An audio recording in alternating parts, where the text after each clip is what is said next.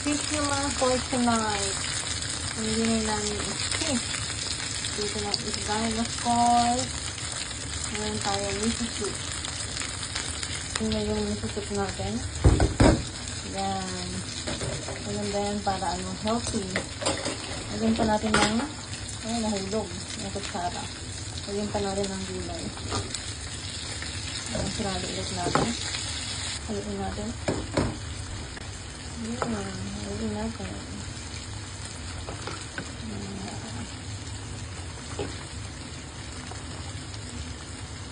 Lagyan natin ng dashi.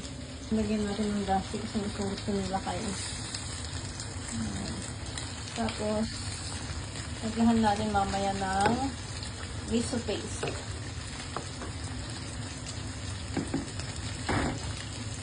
Pala yung miso paste na na gagamitin nating pangtimpla sa miso.